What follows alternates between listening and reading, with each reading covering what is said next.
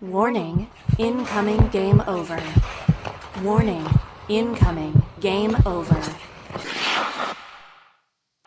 Well, hello everyone, and welcome in to a special crossover edition of Game Over Toronto and Game Over Montreal after a fairly comfortable win by the Toronto Maple Leafs. I'm your host, Zach Payne, representing Game Over Toronto, and with me is my co-host, Andrew Berkshire. And Andrew, how are we feeling after that Leafs-Habs rematch? You know what? I'll be totally honest. After watching the Montreal Canadiens for the last several weeks, am very okay with that performance. I know it wasn't great. I know that it wasn't, something you're going to write home about. And for Leafs fans, they're probably watching being like, what the hell is he talking about? Because the expectations are just very different for the Toronto Maple Leafs than they are for the Canadiens right now. I'm okay with the way that the Canadiens played tonight. Pretty low event game, but they actually held their own at even strength against a team that on paper is significantly better than them. So, sometimes you lose on the power play, and that's what happened tonight.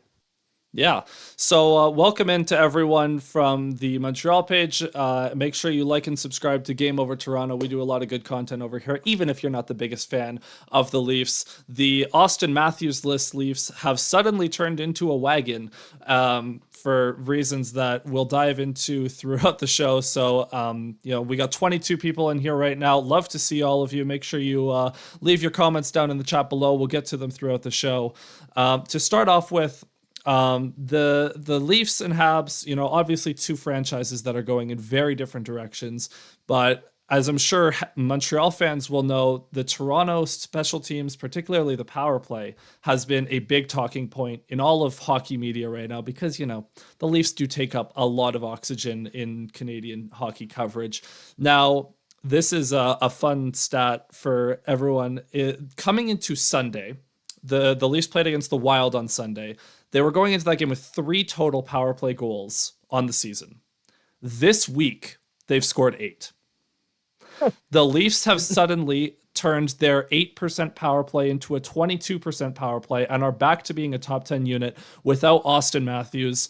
Now, there has been a little bit of talk throughout the week, and I've talked about this with Leaf fans throughout the week, is that Minnesota, bad penalty kill. Boston, bad start to the year for them. Detroit, and Montreal, not the best team, as we all know. So, Andrew, I'm going to start this off with a question. Does Montreal have a penalty killing problem, or did the Leafs power play do anything special to exploit them tonight? Well, I would say if you look at the Canadiens over the last several seasons, penalty killing has not been their forte. I would say since the 2021 Stanley Cup final run, where they were actually, part of it was Carey Price. Let's be honest. He had like a 96% save percentage in that playoff run on the PK. But they're not a team that is clinical on the PK. They've had bursts of time where they've had like 4-man units that do really, really well. But for the most part, they're not a good PK team. They actually started this year quite good on the PK compared to even strength. And that's kind of disappeared lately. The defense has been an issue all season long, but on the PK it was a little bit better than at even strength, and now that's kind of fallen apart too. And I believe they've actually allowed a ton of power play goals over the last couple of weeks here, after being like a top 5 PK for the first like 3 weeks of the season. So nothing really going great for the Canadiens overall this season outside of like the Lane Hudson show, but yeah, I don't think that it was necessarily the Canadiens were terrible in the PK tonight. I think the Leafs were doing some good stuff. I thought the way they moved the puck was really good. And sometimes when you have someone who soaks up as much space as Austin Matthews and as much attention as Austin Matthews, it can get you in a creative rut a little bit, I think. And now that he's not there anymore, it's like opponents don't know who to cover anymore. They don't know where the puck is going to go, who's the number one option. And it seems like Mitch Marner in particular has just been all over the place in the power play. And part of that is, Marner specifically, but also the Leafs as a team have had problems over the years where they are constantly trying to force feed Austin Matthews, it seems. Marner and Domi have been the most egregious examples of this. And without Matthews on the power play, someone else has to shoot the puck. Sometimes it's Nylander, Marner, Tavares, whoever it may be. But the players are a lot more decisive with the puck without Austin Matthews out there. Now, there was a lot of chances off the rush, surprisingly, in this game. And Nylander did score the one goal in particular where he beats Lane Hutson to the middle. And now Hudson has obviously been a fan favorite in Montreal. He's been getting a lot of praise for the things he does with the puck. Without the puck, this is just a one of those plays where, a young guy's taking a chance trying to make a play on the PK. But in general, what have you thought of Hudson on the PK and his defensive game as a whole so far? The PK is very new. It's only been, I think, the last 2, maybe 3 games that he's been out there on like a consistent shift. I think it's not necessarily that they didn't believe that he could do it. I think his instincts are okay. It's going to be an adjustment period. It's more that he's being asked to do so much already as a rookie. With how Gooley was injured at the beginning of the year and then hasn't quite been himself after coming back from injury, and Matheson has not had a great start to the year. David Savard looks to have lost another step. It's like everything is being thrown at Lane Hutson, which is, I think, why he hasn't been put on the top power play unit yet as well. They're sticking with Matheson there, even though the results aren't there, because it's just a lot to ask from a kid. Tonight, playing with David Savard, those two at even strength had an 82% expected goal share. That's pretty incredible. Scoring chances while Hudson was on the ice were 9-2 in favor of the Canadiens.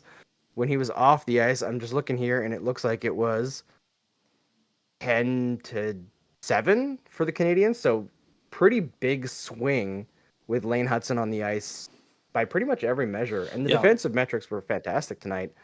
But yeah, the PK is not... he's not a finished product there, and he's obviously not a finished product as a player either, rookie. Mm-hmm. But the professionalism and quality of his play is continually shocking because there hasn't really been a dip.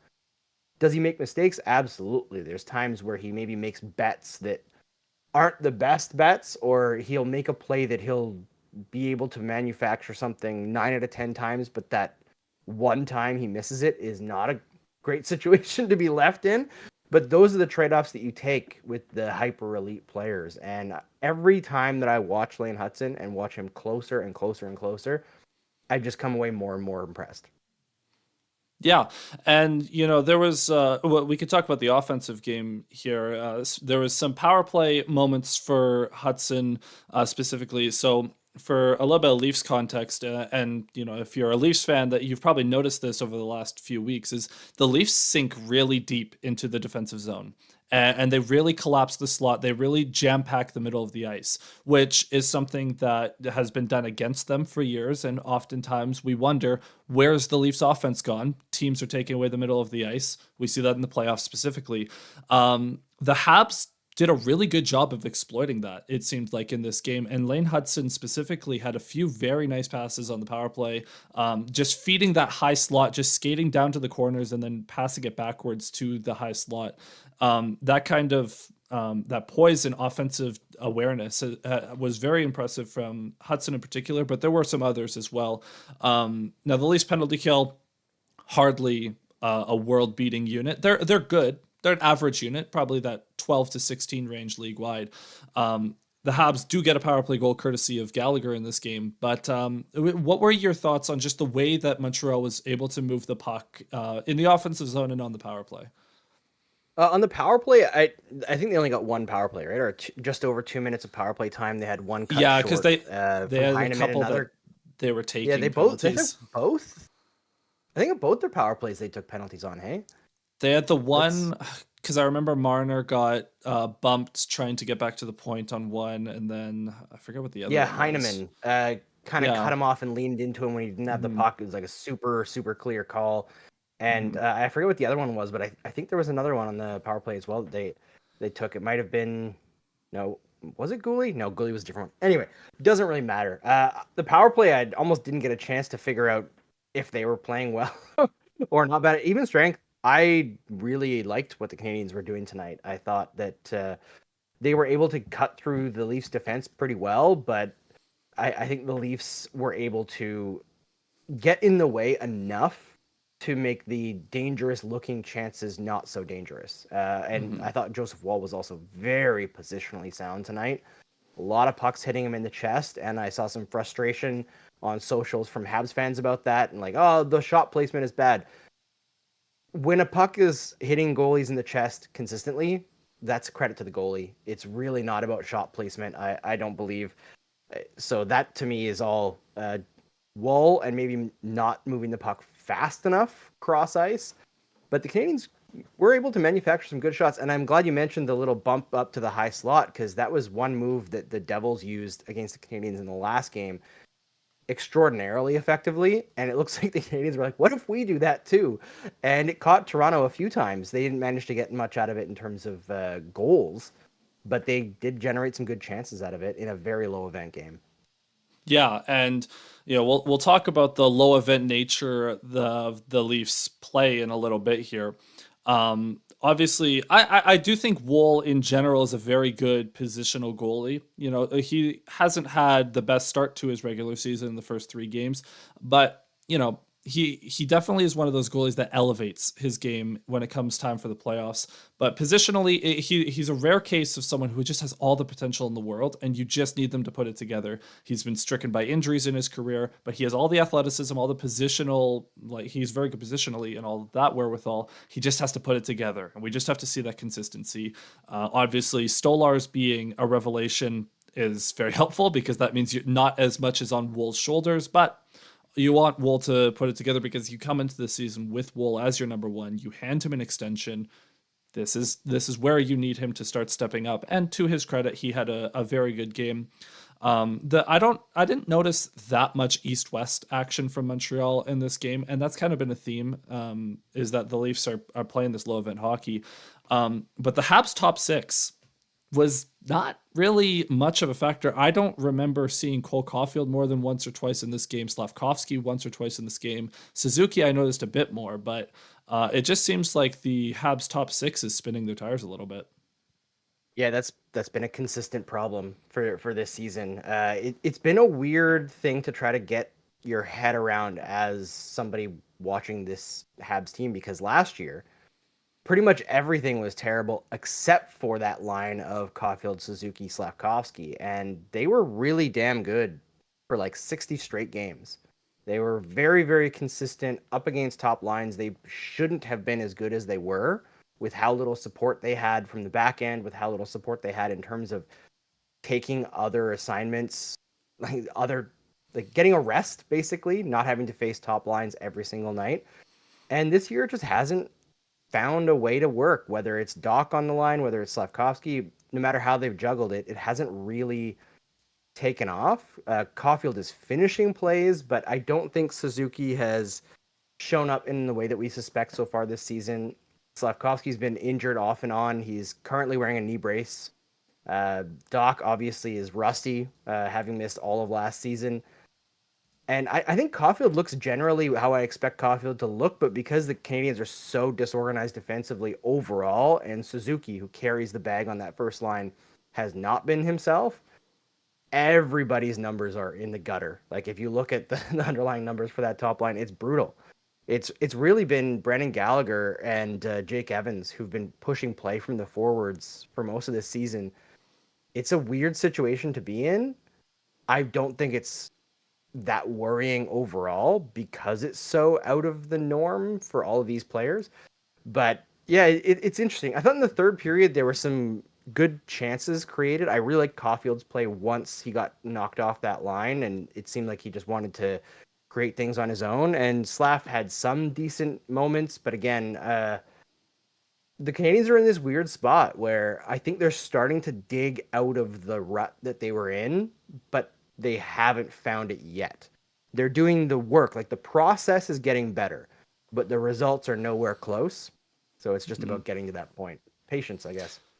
Well, and process has been something that Craig Berube for the Leafs has been hammering about. And to circle back to that power play real quick, and just in general, that 5-on-5, Berube has been calling for a lot more simplistic action. Get the puck on net. Just have a little bit more directness to your game, and that's really paid off on the power play. Obviously tonight you get a couple more goals, and when you look at the Leafs over the last stretch here, they've won 3 in a row.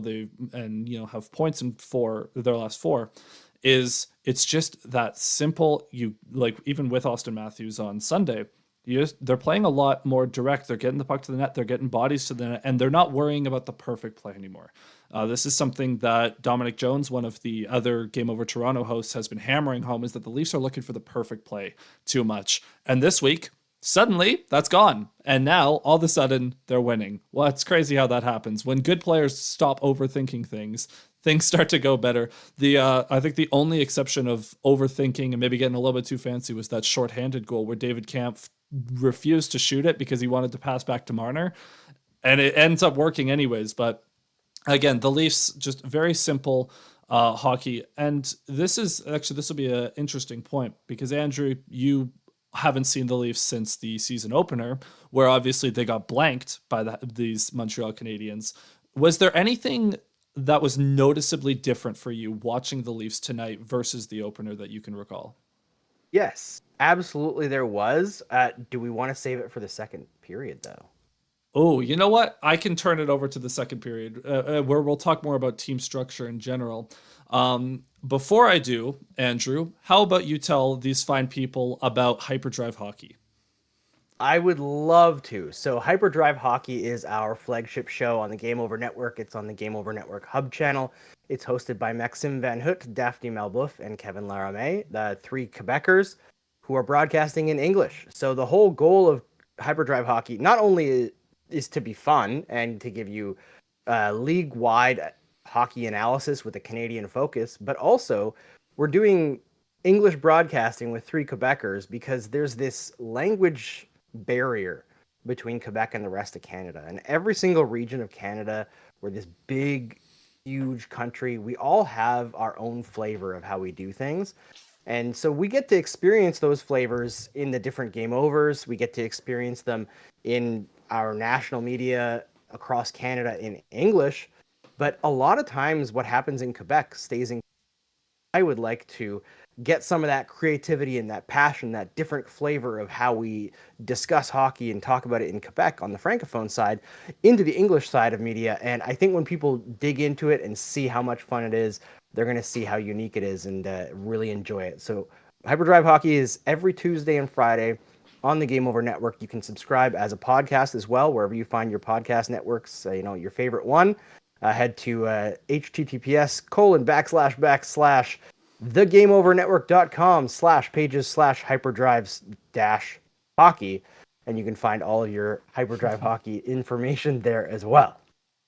All right, and also a new segment that the Hyperdrive Hockey folks have been trying out is their new debate segment with some of the Game Over hosts that's going to be running on the shows now every Friday. So make sure you go check them out. They do a great job on the main Game Over channel on YouTube and wherever you get your podcasts. Now, Luke and everyone else in the chat, Luke called to get Andrew's volume up a little higher. I did tweak that, so let me know if that is good now. So in our second period here, we're going to talk more about the systems because the Leafs system without Austin Matthews and just in general with Craig Berube has been evolving throughout the season. So Andrew, I'll pose this question again. What have you noticed different from the first game that you saw against the Leafs where the Habs were able to blank them versus this rematch tonight? I'm seeing a lot more physicality from the Leafs. Not in terms of nonsense physicality, to put it like the way I see it anyway. Less of the Bruins style, every single whistle I'm going to get in your face and shove my face in your glove, and more just the Max Domi stuff. Yes. And not that he's not doing that because he's still Max Domi, but it's more of a team focus on getting in there and finishing a check pretty much every single time you're going in and dumping the puck in. And I don't think the Leafs are turning into like a dump and chase team per se. I do think they're playing a little bit less of an entertaining style right now than what we're used to seeing. But there is a definite push towards being a more physical team. I do wonder if long term that makes sense for the makeup of the roster that they have, but they have kind of pushed towards that over the course of a few seasons now, trying to remake that defense, trying to get a bit of a different look maybe come playoff time. I'm still not convinced that this team is complete in a way that makes them a contender, but it is interesting to see. I don't know if it's an improvement or not over last year. It seems to be working okay though, but the Leafs are a decent team, so it's hard at this point for me to figure out if this is a better situation or if the Leafs are just generally good and playing slightly differently and getting mostly the same results. Do you know what I mean? Yeah, and you know it's fair. The Leafs have they've changed their style a lot over the last few years, from trying to evolve to a physical team under Sheldon Keefe to now having Craig Berube come in here and basically give them a kick in the ass, trying to get them to use their size. Matthew Nyes is one that's quickly become a fan favorite in Toronto just because he's a tank out there. There was a couple plays. I think there was one where he knocked down Matheson in the corner. He knocked down Slavkovsky. He's a bowling ball out there. Every time he has an opportunity to run someone over, he is. He really discovered kind of a power forward version of himself in that Boston series, and he's really leaning into the physicality, which has been amazing to see. But throughout the lineup, even you have guys like Steven Lorentz, your Ryan Reeves of the world, cool. But it's even John Tavares has been hitting people more. William Nylander's been getting a little bit more physical. OEL has been a revelation. McCabe, like they have a lot more physical or guys that are capable of being physical, and now you're starting to see them draw that physicality out of especially their defensemen, because Chris Tanev, OEL, McCabe, they're making it so much harder to go to the front of the net, where teams have traditionally feasted on the Leafs just with those deflections and rebounds and whatnot. I think the Leafs had a very clear emphasis. Part of this is why Timothy Liljegren got traded, is they want to get better in front of their own net and stopping the forecheck. Those are two areas the Leafs have really struggled, and they're starting to get better. The Okay, Matthew said, K in the chat saying, Matthew Nyes, I will find you, but I'd love you if he was on my team. That's the kind of nature of it, and these are the kind of guys that the Leafs have lacked. How many? The most famous example of this is Brad Marchand. 31 teams in the NHL despise Brad Marchand, but the Bruins love him. But everyone also recognizes they would love him if he was on their team. The Leafs need someone like that, a bit of a pest, someone who's not afraid to get into physical altercations. Maybe be a little bit of a rat every now and again. Domi tries unsuccessfully because he's Max Domi, and I have my own gripes with him, as Leaf fans know. But I don't know. I definitely have noticed that the physical nature from 17 of the 18 skaters on the team. Yeah, yeah. And I think that's always like the question with me with Toronto in general, right? Is I look at what they've done in the playoffs and what they're being asked to do or change by the organization. And my consistent question has been, can you change the identity of a team when that change is not coming from the core players? And that's a tough one, like, is this physicality going to bleed through when push comes to shove, when you're asking guys like Marner and Matthews and Tavares to do it in the playoffs? We know Willie will do it because Willie doesn't care. He's going to find a way to be effective in the playoffs. That dude is a machine. And it's not like the other guys aren't effective in the playoffs. They just aren't as effective relative to the rest of the league as they are in the regular season. That's been my big gripe with Toronto, is like, how many times have we watched Matthews, Marner, Tavares take over and win games on their own in the regular season, and how often that happens on a, like, out of 10 games, say, and then you do that same comparison to the playoffs, and it's not like half as much. It's like almost none comparatively, right? So that's the big question for me with the Leafs. And is that physicality going to bring a level of emotion or like mental engagement in the playoffs to bring that intensity from everyone? I don't know. But it's interesting. I find it really interesting as a case study.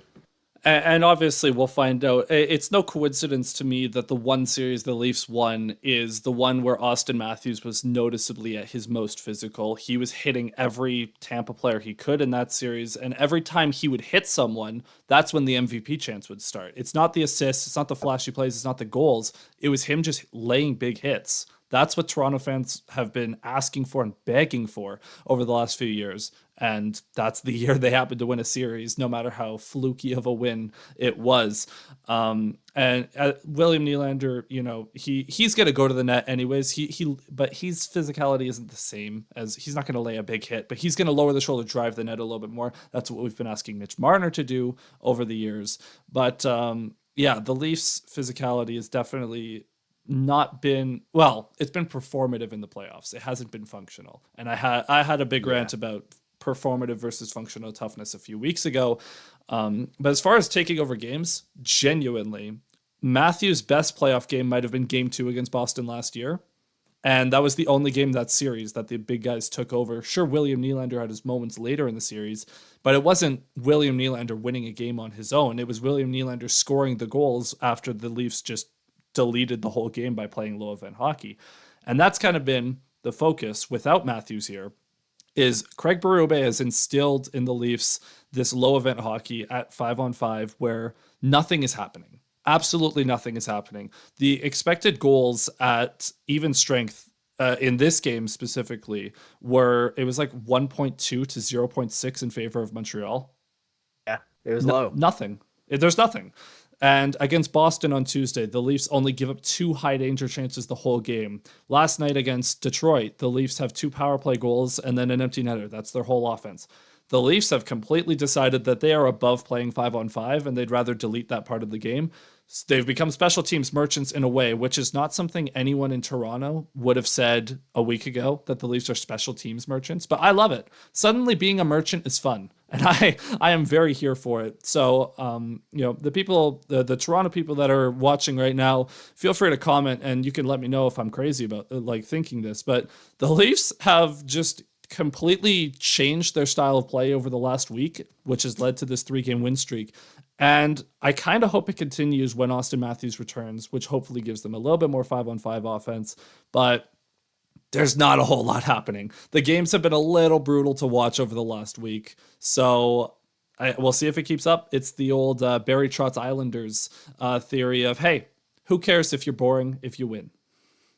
Yeah, I wonder, here's a question for you, Zach. Do you think that the stability of Woll and Stolarz so far this season has allowed the Leafs to entertain the idea of a low event game for the first time, really?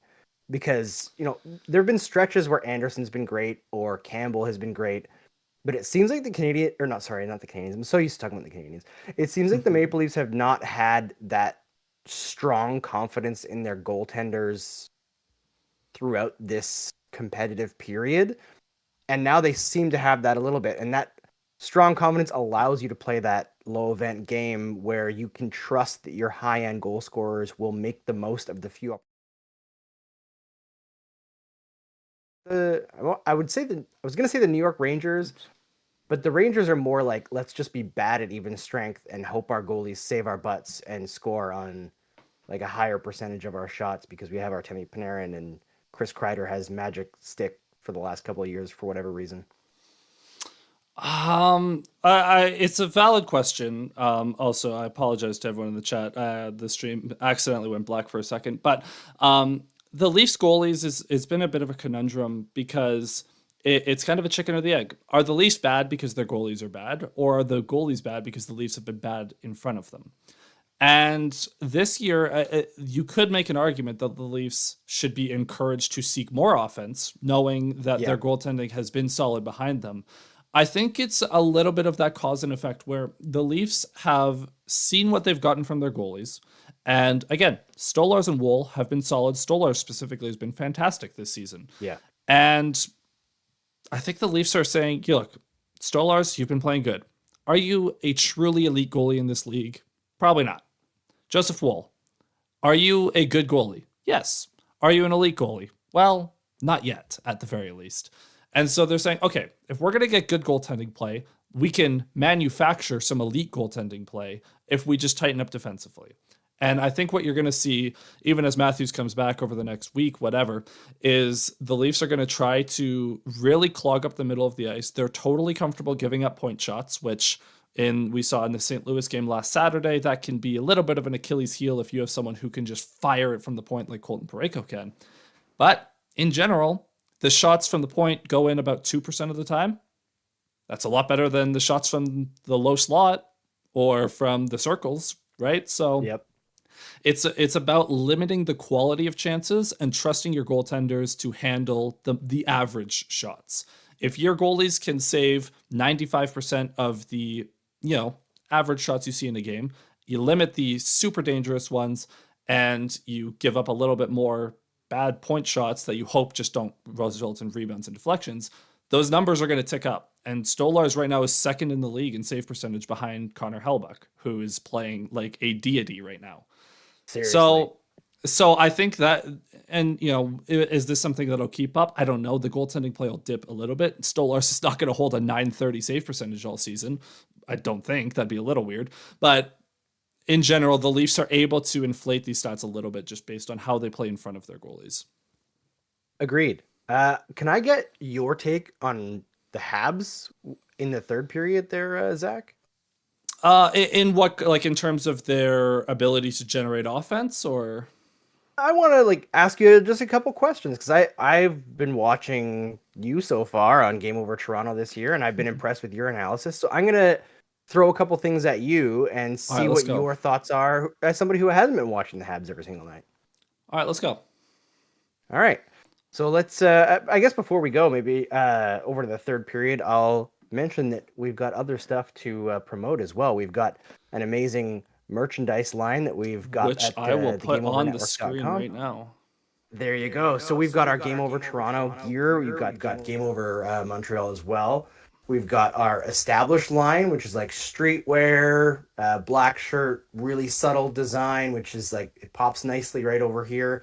I really like the fabric on the shirt as well. It's a really nice fit. So really like the established line. Also, we have the skater design, which is super fun, very nostalgic, very 90s, and the live and die by the goalie design, which also comes in a hoodie.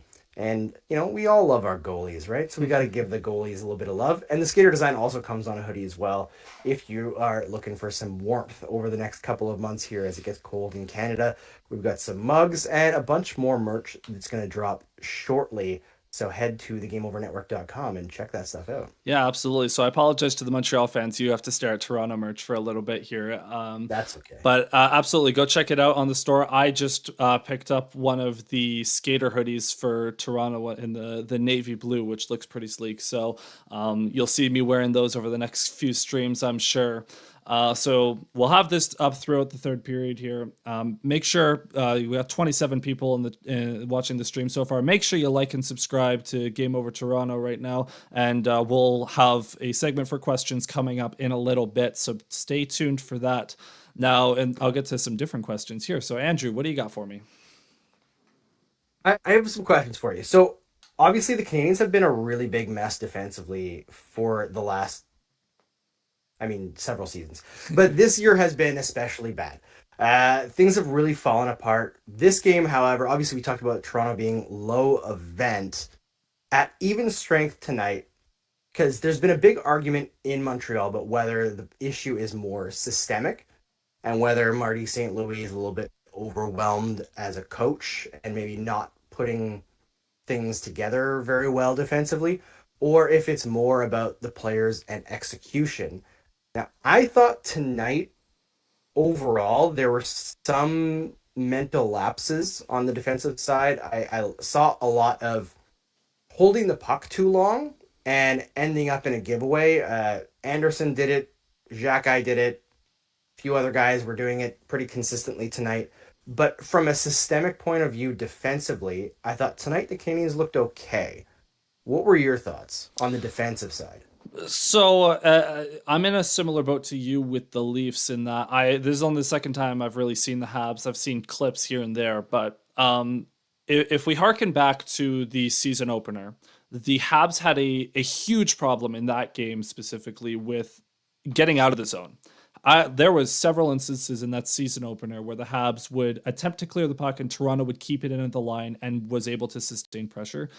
I didn't notice that as much tonight. The Habs were doing a lot better at exiting the zone, not necessarily with possession, but exiting the zone and able to kind of end some of these fire drills before they got a little too out of hand, like they did in the opener. I think the most of the Leafs' chances came generally off the rush in this game, which is an area that they've been hit or miss in over the years. Ironically, Montreal has killed them off the rush over the past few seasons, just because Toronto hasn't been a fast team, particularly for quite some time. So in general, I think you have guys like Caden Gooley, who Kay, I'm sure, is in the chat. The Caden Gooley Hive will hype him up because he's great at defending in transition. I thought he had a few really nice moments in this game. And that's one area that, it's not easy to defend that area. You can get a number of guys that are big and kind of can defend the forecheck and lob it off the glass and out. Leaf fans are very familiar with Ilya Lyubushkin over the past few years of trading for him. Those archetype of players. But no, I think Montreal in general, their problems in this game, I mean, not much happened 5-on-5, so I don't know if you necessarily had any major problems in this game with that. But it was more so defending the rush. Lane Hudson has the capability to do it. It's just more about getting that experience and against guys such as against these William Nylanders of the world who are great in transition. But he's also a guy that is good at exiting the zone with possession, which Leaf fans will know over the past few playoff runs. That has been another area where the Leafs have struggled, is exiting the zone with possession, which is why I love Chris Tanev. So in general, I think big difference maker. Yeah, it's again, it's the biggest difference is changing from with possession, without possession. Anyone can lob it off the glass and out. Mm-hmm. Not everyone can make a good first pass. I think Montreal has guys that can do that and young guys that can do that, especially on that left side. So those kind of plays I think you'll be good at. Just about getting experience off the rush, maybe getting a few more guys that are better at defending in transition before you end up with a Morgan Riley of your own. Yeah, it's an interesting situation. And I'm glad you brought up Gooley because he's a good example, I find, of stats are great, but you have to be able to pair it with some context, right? Because, as you said, Gooley tonight looked pretty good. I thought defensively he was really on it. Had a couple tough misplays with the puck, I guess, but for the most part, it was just a penalty that really looked bad on him. Got his bell rung early in the game as well, but recovered pretty nicely.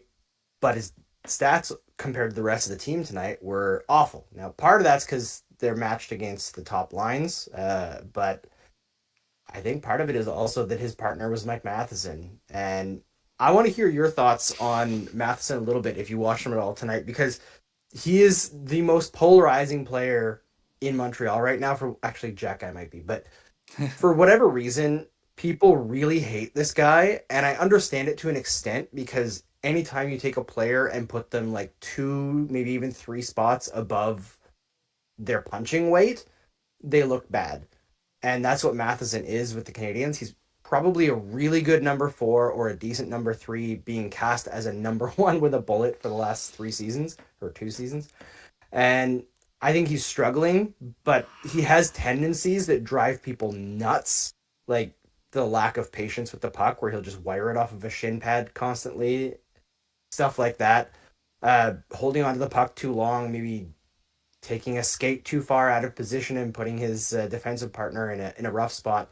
So you do have to kind of go through the game and figure out why stats are bad, as opposed to, I think what has become all too common on like analytics, social media is just throw a chart online, offer almost no context and be like, this player sucks. Whereas when you actually dig in, Gooley had an all right night. His stats don't look great, but he had an all right night. Yeah. It's tough because I think in general, he seems like he's a decent puck mover. He's leading that top power play unit. Some of the tendencies with him, you might hate this, especially with the turnovers. Very Jake Gardner-esque. No, I And I see it. he like it's not that he's not capable. I think, your analogy that or analysis that he might be better suited as a 3-4, probably a little bit more realistic than what is being asked of him right now, because he does look overwhelmed out there. Yeah. He looks like it's a little bit too much for him. 20 what he played tonight, 23, 24 minutes.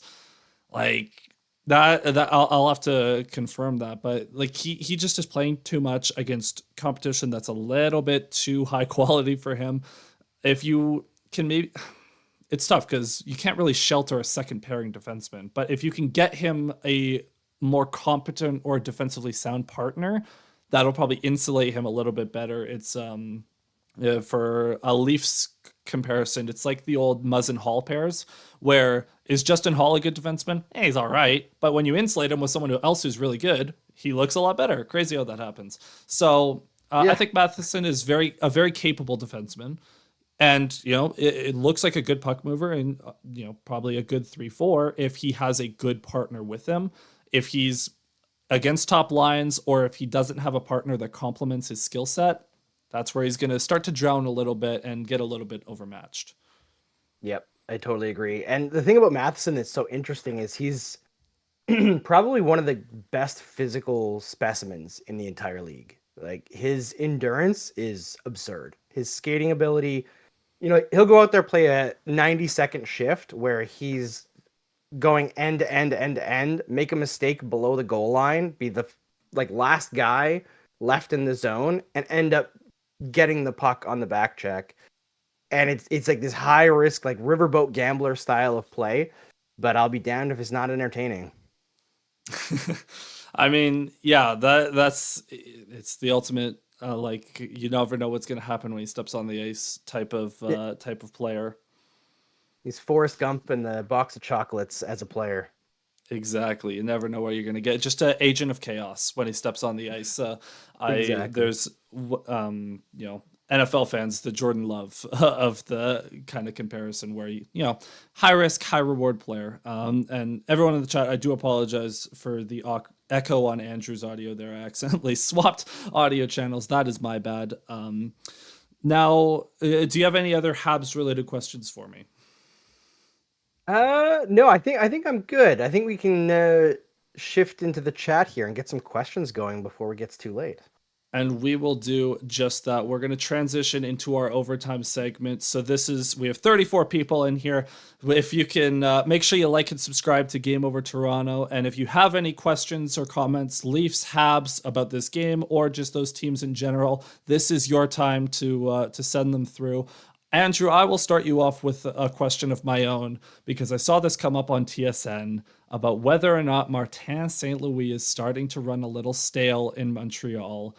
Do you think that he is long for this team as the head coach? Yes. There's more and more speculation now coming into year 3 of, maybe there's going to be a change. And I think part of the issue is that the Canadiens themselves set different expectations this year. The way that fans react is always based on what they're told, right? The reason why people were so upset under the Bergevin era is because there was no plan. It was very clear there was no plan. Things went all over the place. And I've seen a lot of old heads in hockey media in Montreal being like, oh, the Montreal Canadiens fans won't have patience for a rebuild, They want St. Louis' head. It's like, they don't. Most people right now are very frustrated because the Canadiens themselves said that they wanted to take a step coming into this season. And instead of taking a step, they're significantly worse. However, I'm gonna use a boxing analogy because it's what I'm personally dealing with and working with myself. So several months ago, I'd say 6 to 9 months ago, when I was working with my trainer in boxing, we started pushing on when I was doing sprints, whatever, just right, left, jab, cross as fast as you possibly can.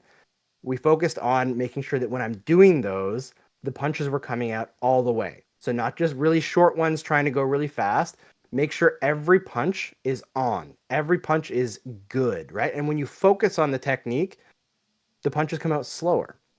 You don't feel as good, even though you're doing proper technique at the beginning. And then as you get used to doing proper technique, you get to speed back up again. And I think the Canadians are in a spot right now where mentally they thought they were ready.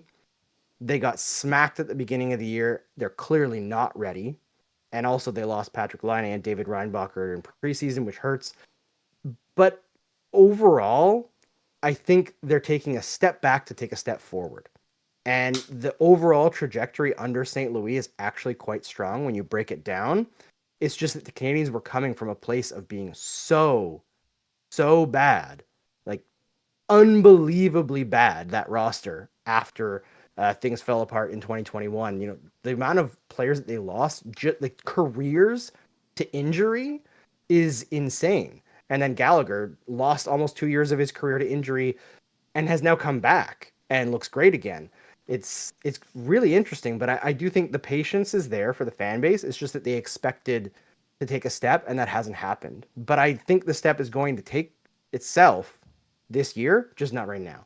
It's going to be a second half situation where things kind of start folding into each other.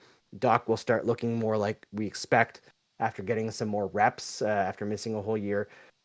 There's patience in this fan base, and I don't think Marty St. Louis is on the hot seat at all organizationally.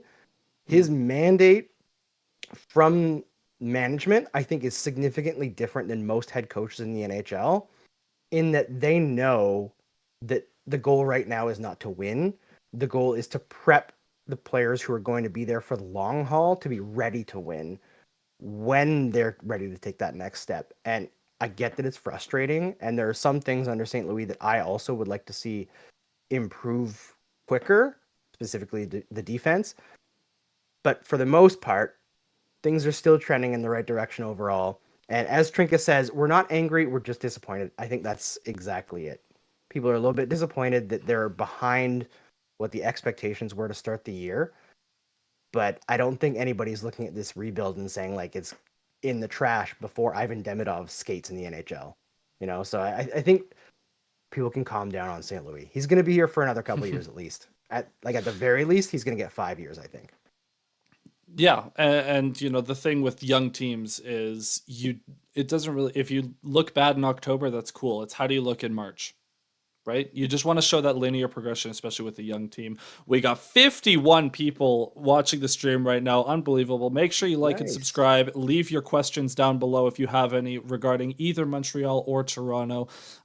Luke in the chat, one of our most loyal Toronto followers, has a question for you, Andrew.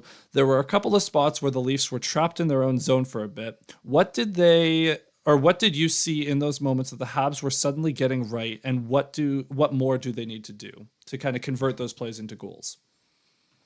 I think what I saw for the most part was they were skating the puck through the zone.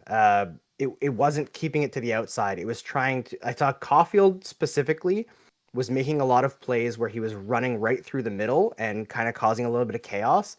And then Slavkovsky was until he got destroyed by Nyes there when he got railed on the tracks there. He was making a lot of great physical plays along the boards, winning a lot of those battles, and then sending the puck into good areas. A lot of cycling through for the Canadians, getting into different spots, less stagnant.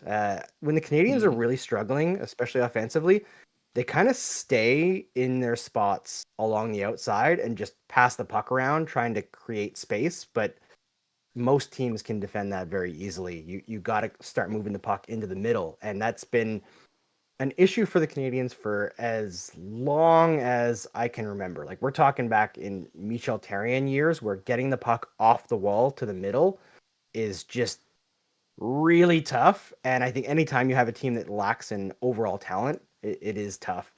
But now that the Canadians have a few more playmakers and they're starting to find their game a little bit, it's getting better. But it's everything about this team is so not the full picture. I think that's the big thing to remember right now. Like Joshua Waugh, if you were to go look at what he was able to do last year, what he's doing in the American Hockey League this year, if you were to put him on this roster right now, how many forwards are clearly better than him? It's probably Caulfield, Suzuki, Slav, Doc when he's healthy and not rusty, but not right now. And that guy's not playing. Demidov's not playing. So like, there's a lot of big pieces that aren't part of the picture right now. So it's easy to get lost looking at the trees instead of the forest. And you mentioned the Habs getting stagnant at times. That reminds me a little bit of a certain team I know in the playoffs. So I fully get that frustration where the skilled players just sometimes stop going to the dangerous areas, Yep. stop doing the tough things. So I fully get that. K And with a you know what? cheeky oh god. Oh, but before you get to K, I got like a good expansion on that because I think Okay, good. we talk a lot in sports about like, oh, like coaches are like overcomplicating things, and then you have people being like, oh, sports aren't complicated, and like both are actually true.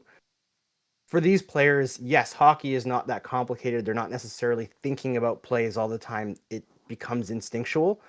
But even at the professional level, what you'll find if you talk to players and coaches, the things that coaches are yelling in guys' ears all the time are the most basic thing that you can imagine. Like it's stick on puck, keep your stick on the ice. It's little stuff where when you're in the fire and the passion of the game, your body's just not necessarily always doing what it's supposed to be programmed to do, the little stuff, the basic stuff. And that's where the mess ups happen. So, yeah, it's not complicated. And yeah, it is complicated. And also, sports are silly. And in every single sport that you can imagine, the coach at the most professional level, the game 7 of the Stanley Cup final, he's still going to be saying finish your checks, still going to be saying keep your stick on the ice. It's that little stuff you have to just be reminded of all the time. Sports are funny like that. Yeah. So quickly in the chat, Kay with a cheeky question on if Austin Matthews is the problem in Toronto. Evidence suggests yes, because they went 2-0 in the playoffs without him, and they are now on a 3-game win streak without him. Their record's like 38, 15, and 7 without him in the lineup since his career began. So evidence might suggest that there may be a point. Obviously, Austin Matthews is not a problem, but the way that the Leafs play without Austin Matthews, maybe you need to start importing some of those ideas to when he's in the lineup, because something is working without him that should be working with him. Here, I got a question from Swerve657. Here's one that's on a lot of Habs fans' minds: is will Patrick Laine provide the spark that Montreal might need to kind of take off to the next phase of their rebuild? I think for people who are expecting Laine to be the straw that serves the drink, temper your expectations. He is a very, very good offensive player who is very limited as a like all tools player, all zones player. He has improved a bit under Torts, actually, ironically. For a guy like him, the book is always that Torts is going to crush the skill players, but he did actually get some things working for Laine, even though last season was terrible. I think the big thing with Patrick Laine is less about him being the spark and more about adding enough offense that other lines become dangerous. And then it just forces other teams to counter in different ways. That's where I think Laine really makes the Canadiens much more dangerous. And if, when Laine gets back, Kirby Doc is closer to what he's usually like, shaking off some of this rust, then yeah, it adds a lot. Especially you can maybe have a Suzuki-Slavkovsky pair at the top line, because they work really well together. And then you can drop Caulfield even, so that you can have Doc, Caulfield, Laine, where you've got two shooting options, really create some mess. But there's lots of options that become available once Laine is in the lineup. But frankly, I think in terms of getting the Canadiens to play well, I think Joshua Waugh is actually a bigger addition than Patrick Laine. Might be controversial.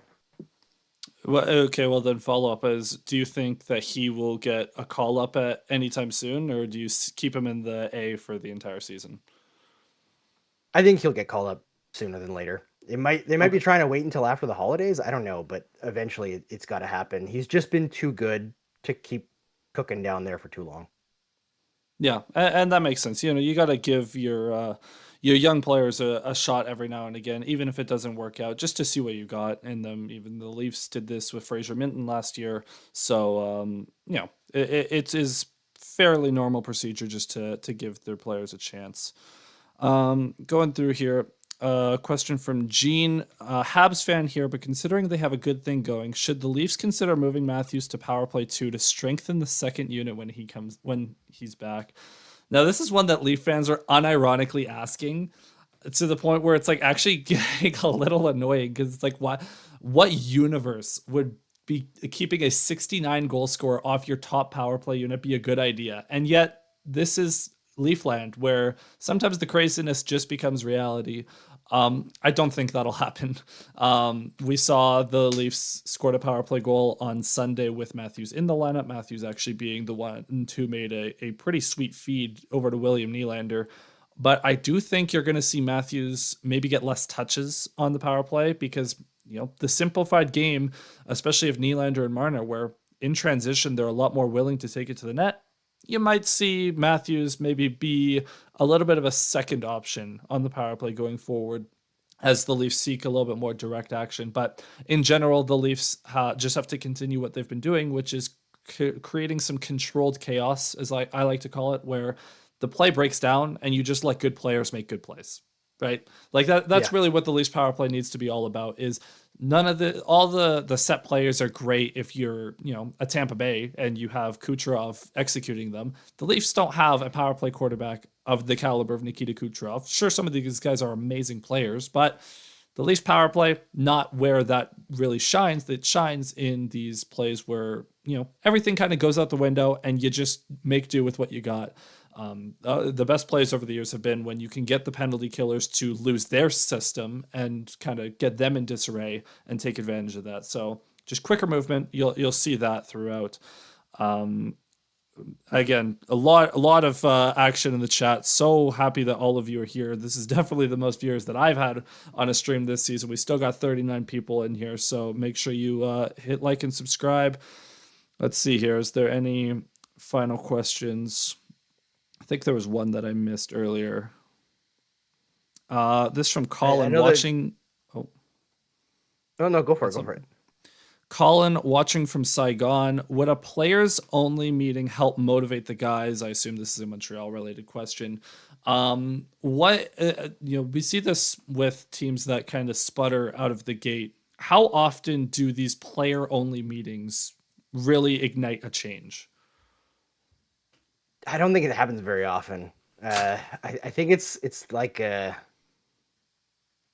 kind of performative, the players only meeting.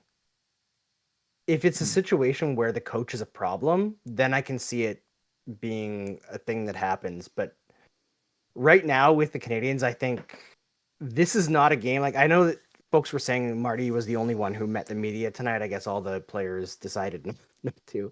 I don't think they'd do that if it was a home game. I think that was just because it was in Toronto. And frankly, like, media doesn't travel like they used to. So I don't know how many quotes were being missed tonight. But I think after a game like tonight, where things are starting to get back to where they were, or where you expect, the game against the Devils, again, they allowed a lot of goals, but the play was moving in the right direction. So we've got, I think it's 3 games in a row now where things are starting to figure themselves out, at least at 5-on-5.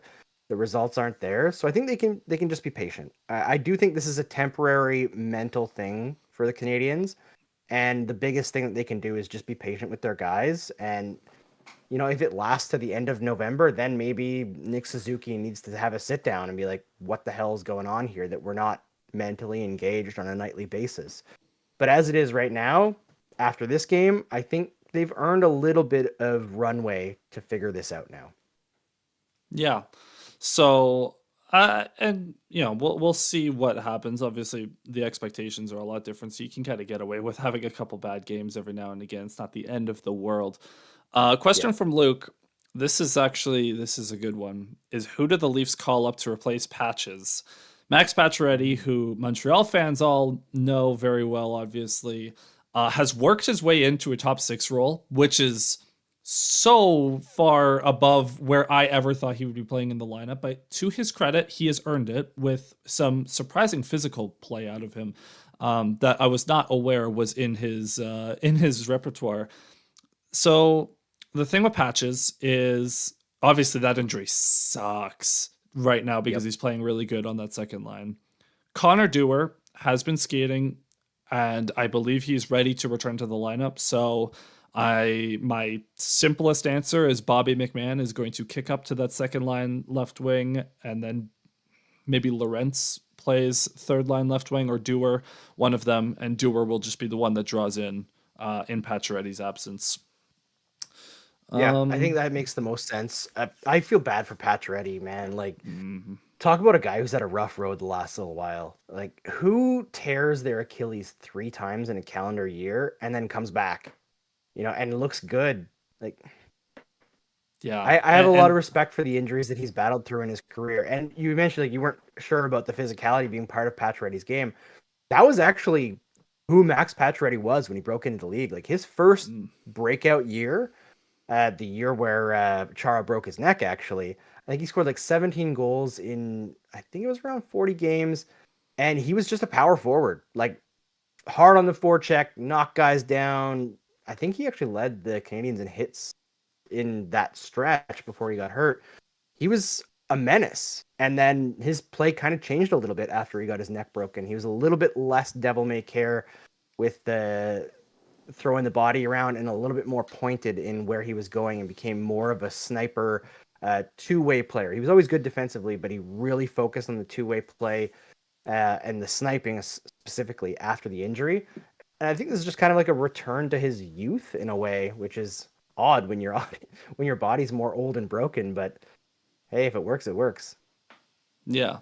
So, well, hopefully it's not a serious injury. It did not look good. It looked like potential hamstring, and an injury that was, while it was a catalyst was the hit, it was really a non-contact injury, which is always super scary for athletes in any sport. So hoping the best for Patches. So we're going to wrap it up there. Obviously, thank you to everyone for a great stream. Andrew, thank you for joining me on this crossover edition of Game Over. Before we wrap up here, as we always like to say, make sure if you're listening on podcasting platforms, make sure you follow the show. If you're on YouTube, make sure you like and subscribe to Game Over Toronto, subscribe to Game Over Montreal as well, and all of the Game Over channels, because everyone does a great job over here.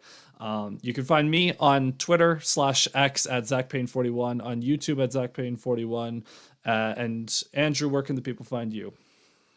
All over the place, man. Just search Andrew Berkshire and you'll probably find me. On Blue Sky is where I'm hanging out the most right now, because it's kind of feeling like 2014 Twitter, and that's a cool vibe. So I'm just Berkshire on there, no Andrew. But if you search Andrew Berkshire, I'm sure it'll pop up.